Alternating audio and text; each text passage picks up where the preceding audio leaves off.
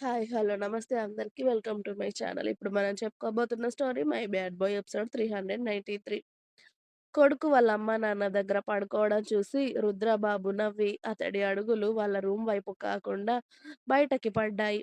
వెంటనే అతడి కారు తీసుకొని సెక్యూరిటీ వస్తామని చెప్పినా కూడా వద్దని చెప్పి అతడి కారు తీసుకొని బయటకి వెళ్ళి కరెక్ట్‌గా వాళ్ళ ఇంటి ముందు ఆపి వెంటనే వేదాకి కాల్ చేశాడు.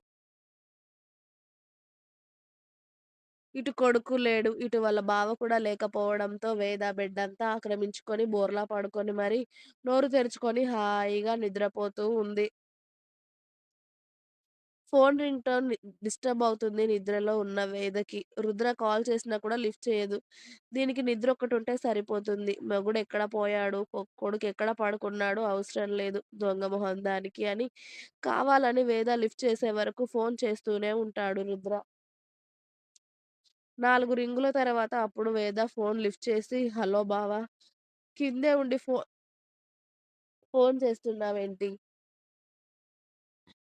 నాకేమో నిద్ర వస్తుంది. నీ కొడుకు లేనప్పుడైనా హాయిగా ఉదయం వరకు నిద్రపోదామంటే, నువ్వు నా నిద్ర డిస్టర్బ్ చేస్తున్నావా? నీ కొడుకు డ్యూటీ నువ్వు తీసుకొని" అని ఆవలిస్తూ అడిగింది. "నీ మొహం ఎప్పుడు నిద్రేనా? అంటే మొగుడెక్కడున్నాడో చూడాల్సిన అవసరం లేదా? కొడుకెక్కడ పడుకున్నాడో చూడాల్సిన అవసరం లేదు కదా! మొద్దు నిద్ర ఉంటే సరిపోతుంది మొద్దు మొహం నీకు. ఒకసారి లేచి ఆ మొహం కడుక్కొని వార్డ్‌రోబ్‌లో లెఫ్ట్ సైడ్‌కి వైట్ కలర్ శారీ ఉంటుంది. అది కట్టుకొని బయటికి రావే బయటున్నాను నేను" అన్నాడు రుద్ర.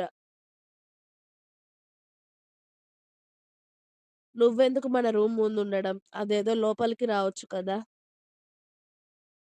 అయినా ఇంత అర్ధరాత్రి పూట చీర కట్టుకోవడం ఎందుకు అని అడిగింది వేద అయోమయంగా. ఎందుకని అర్థమయ్యే విధంగా అన్నీ చెప్పడానికి నేనున్నాను కదా! ముందు లేచి కాస్త మొహం మీద నీళ్లు చల్లుకొని, ఆ చీర కట్టుకొని వస్తావా? రావా? అని కాస్త సీరియస్‌గా అన్నాడు రుద్ర. దాంతో రూమ్ బయట లేవా? అని అడిగింది.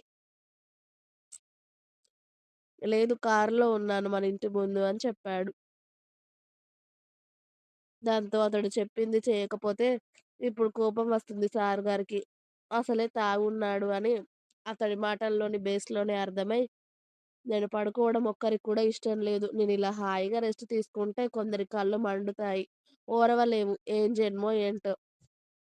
కాస్త కూడా ప్రశాంతత లేదు, రెస్ట్ లేదు ఈ జీవితానికి అని రుద్రని తిట్టుకుంటూనే వెళ్ళి మొహం మీద నీళ్లు చల్లుకొని వచ్చి ఆ చీర కట్టుకోమని ఎందుకు చెప్పాడు? ఈజీగానే అర్థమయ్యి దానికి స్లీవ్‌లెస్ బ్లౌజ్ ఉండడంతో ఏంటో సార్ గారికి చీర మీద మనసయింది అని రెయిన్‌బో కలర్‌లో ఉన్న స్లీవ్‌లెస్ బ్లౌజ్ దాని మీదకి వైట్ కలర్ ప్యూర్ స్టోన్స్‌తో శారీ మొత్తం వర్క్ అక్కడక్కడ బూటీస్ ఉన్న శారీ కట్టుకొని ఒక స్టెప్ వేసుకొని తనని తాను అద్దంలో చూసుకుంటూ ఈ చీర కట్టుకోమన్నాడు అంటే ఖచ్చితంగా సార్ గారికి ఏవో ఫీలింగ్స్ వచ్చినట్టున్నాయి. కానీ అదేదో రూమ్‌లోకి రావచ్చు కదా! మరిప్పుడెక్కడికి అనుకుంటూనే వేద బయటికొచ్చింది తన ఫోన్ పట్టుకొని. కానీ ఎవరి రూమ్‌లో వాళ్ళు బిజీగా ఉండడంతో అసలెవరి అలికిడి లేదు. పైగా ఉదయం ఫంక్షన్ జరిగింది కాబట్టి అందరూ అలసిపోయి ఎవరి రూమ్‌లో వాళ్ళు గాఢంగా నిద్రపోతున్నారు. ఆల్రెడీ రుద్ర మెసేజ్ చేశాడు. ధీర కూడా నిద్రపోతున్నాడు. వాడిని డిస్టర్బ్ చేయకుండా నువ్వు బయటికి రా అని చెప్పడంతో వేద బయటకు వెళ్లి డోర్ క్లోజ్ చేసి ఇక గేట్ దాటి బయటికి వెళ్తూ ఉంటే వాచ్‌మెన్ కూడా గేట్ ఓపెన్ చేశాడు. వాళ్ళ బావ అక్కడే ఉండడం చూసి చిన్నగా నవ్వింది. రుద్రనే వచ్చి తన కోసం డోర్ ఓపెన్ చేయగానే వెళ్లి తన సీట్‌లో కూర్చుంది. వెంటనే రుద్ర డోర్ క్లోజ్ చేసి, ఆ తర్వాత డ్రైవింగ్ సీట్‌లో కూర్చొని కార్ స్టార్ట్ చేసి, ఆమె చేయిని అతడి చేతుల్లోకి తీసుకున్నాడు. అతడు కాస్త సాఫ్ట్ మూడ్‌లో ఉండడంతో వేద వాళ్ళ బావ భుజంపై తల వాల్చి, అతడి చేతిని గట్టిగా చుట్టుకొని "ఎక్కడికెళ్తున్నాం బావ ఈ టైంలో" అని అడిగింది. చెప్పడమెందుకే చూపిస్తాను పద అని వేద నుదుటిన ముద్దు పెట్టుకొని చెప్పాడు రుద్ర. ఏంటి సార్ గారు తాగాక తమరి మూడ్ ఎటు వెళ్ళిపోయింది? వచ్చి సైలెంట్‌గా పడుకోకుండా ఇప్పుడు నిద్రపోతున్న నన్ను డిస్టర్బ్ చేసి మరీ శారీ కట్టించడం అవసరమా? అంది వేద. అవసరమా అంటే చాలా అవసరం. అయినా రోజు ఎంజాయ్ చేస్తున్నానా ఏంటే నిన్ను బయటికి తీసుకెళ్ళి? ఇవాళ తీసుకెళ్ళాలి అనిపించింది కాబట్టి తీసుకెళ్తున్నాను. నీ కొడుకు కూడా పడుకున్నాడు మనల్ని డిస్టర్బ్ చేయకుండా. అందుకే సైలెంట్‌గా ఇప్పుడు పట్టుకుపోతున్నా నిన్ను. వాడు మెలకువతో ఉంటే నీ మీద చెయ్యి వేస్తేనే ఊరుకోడు. వాడిని తీసుకెళ్ళకుండా నిన్ను తీసుకెళ్తే ఊరుకుంటాడా? వాడు లేచే వరకి మార్నింగ్ రావచ్చు పద అని మనోడు వేద పాప కోసం తీసుకున్న గెస్ట్ హౌస్‌కి తీసుకొచ్చాడు. చాలా రోజుల తర్వాత. వాళ్ళ బావ అక్కడికి తీసుకురావడంతో అదంతా చూసి నవ్వుకుంది వేద. పెళ్లి అవ్వకముందు అది ఆమె కోసమే కట్టించినట్టు తీసుకొచ్చి చెప్పాడు కదా! పైగా ఎప్పుడైనా మనకు నచ్చినప్పుడు రావచ్చు కదా! అని వాళ్ళ బావ పెళ్ళికి ముందే చెప్పడం గుర్తొచ్చి, రుద్ర కార్ పార్క్ చేశాక ఇద్దరు ఆ ఇంట్లో అడుగుపెట్టారు. ఇద్దరి ఫోటో ఎలా అయితే ఆ ఇంట్లోకి ఎంట్రీ ఇవ్వగానే ఉందో, ఇప్పుడు కూడా వాళ్ళ స్పెషల్ మూమెంట్స్ ప్రతి ఒక్క ఫోటో అక్కడ ఉండడం చూసి రుద్రకి అవెంత ఇష్టమో అర్థమైపోయి నవ్వుతుంది అతడిని చూసి. ఇంట్లోకి వెళ్ళగానే రుద్రబాబు డోర్ లాక్ చేసి వేదని 2 చేతుల్లో ఎత్తుకున్నాడు. ప్రతిసారి కన్నా ఇప్పుడు వాళ్ళ బావ మొహంలో మార్పులు ఇట్టే కనిపెట్టేసి, "బావ ఇవాళేదో తేడాగా కనిపిస్తున్నావు తెలుసా?" అని రుద్ర మీసం లాగుతుంది వేద. "ఎలా కనిపిస్తున్నానే?" అని ఆమెను ఎత్తుకొని స్టెప్స్ ఎక్కుతూ అడిగాడు రుద్ర. "ఏమో నాకు మాత్రం నీ మొహంలో ఏదో తేడా చాలా కనిపిస్తుంది తెలుసా?" అంది వేద.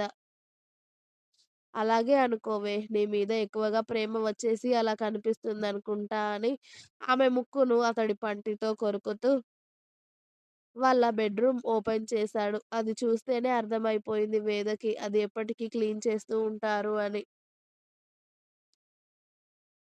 పైగా వీళ్ళు వచ్చే ముందే క్లీన్ చేయించినట్టు ఉన్నాడు రుద్ర. ఆ రూమ్ చూస్తూనే అర్థమయ్యింది. వచ్చే ముందే క్లీన్ చేయించావా? చాలా బావుంది అని రుద్ర చేతుల్లో నుండి దిగి వేద సరాసరి బాల్కనీలోకి వెళ్ళింది. ఎందుకంటే తనకి ఇష్టమైన మల్లెల చెట్లు తీగలతో సహా నిండి ఉంటాయి ఆ బాల్కనీలో. ఎక్కువగా ఫ్లవర్స్ చెట్లు ఉండడంతో వాటి స్మెల్ ముక్కుకి తాకగానే వేద అక్కడికి వెళ్లి ఆ పూలని తాకుతూ ఉంటే రుద్ర షర్ట్ బటన్స్ మెల్లిగా ఒక్కోటి ఓపెన్ చేస్తూ ఆమె దగ్గరికి వెళ్ళాడు. ఆ మల్లె చెట్ల మధ్యలో తను కూడా ఒక మల్లె పువ్వులాగా కనిపిస్తూ ఉంటే రుద్ర ఆమె నడుము చుట్టూ చేయి వేసి ఆమెను వెనుక నుండి హత్తుకొని కొన్ని మల్లెలు తీసి ఆమె జడలో పెట్టాడు. ఆమె జడలో ఉన్న మల్లె మొగ్గలని తడుముతూ "స్మెల్ బావుంది కదా బావా" అంది.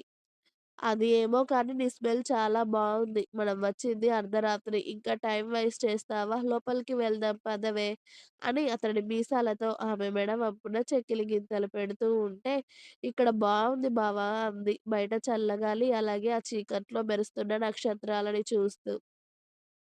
కానీ మనం ఇక్కడే ఉండడానికి నేనేం ఏర్పాట్లు చేయలేదు. కాబట్టి మళ్ళీ వచ్చినప్పుడు బయట ఉండడానికి ఏర్పాట్లు చేస్తాను. కానీ ఇప్పటికి లోపలికి పోదాం పద.